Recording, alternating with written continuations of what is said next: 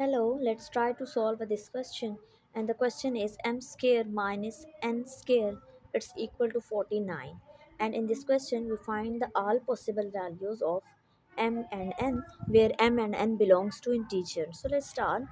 First of all, the given information is m square minus n square, it's equal to 49. Look at the left hand side. Here we use identity, as we know m square minus n square, it's equal to m plus n multiply m minus n, it's equal to 49. In our question, m and n are integers, so we find the integer factor of 49. So the integer factor of 49 will be, the first is 1 multiply 49, it's equal to 49. The second factor will be 49 multiply 1, and third last factor will be 7 multiply 7, which is also equal to 49. So we copy the left hand side. This is a m plus n multiply m minus n. We also write here m plus n multiply m minus n. The last is m plus n multiply m minus n. Now we call this is equation number 1, this is equation number 2, and this is equation number 3. So we solve these three equation one by one. So focus on the equation number 1. This implies m plus n, it's equal to 1, and m minus n, it's equal to 49.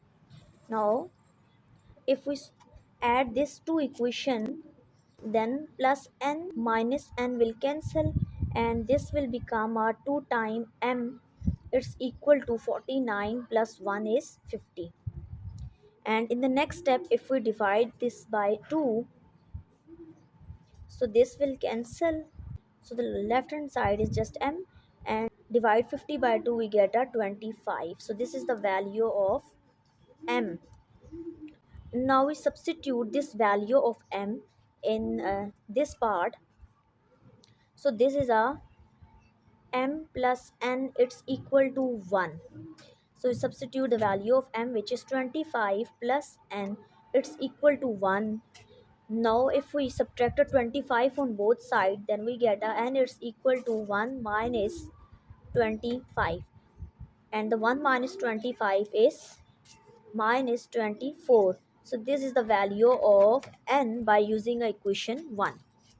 Now focus on the equation number 2, and the equation number 2 is m plus n multiply m minus n, it's equal to 49 multiply 1.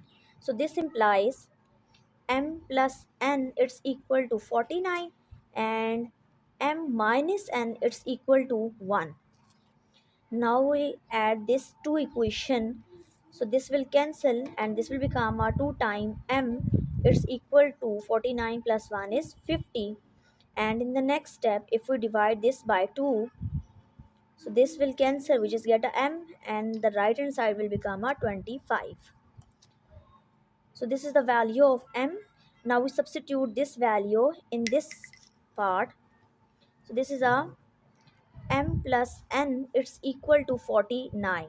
So m is a 25 plus n, it's equal to 49. Now we subtract a 25 on both sides, so we get a n, it's equal to 49 minus 25. So 49 minus 25 is 24. So this is the value of n, which is 24, by using equation 2. Now the equation number 3 is m plus n multiply m minus n, it's equal to 7 multiply 7.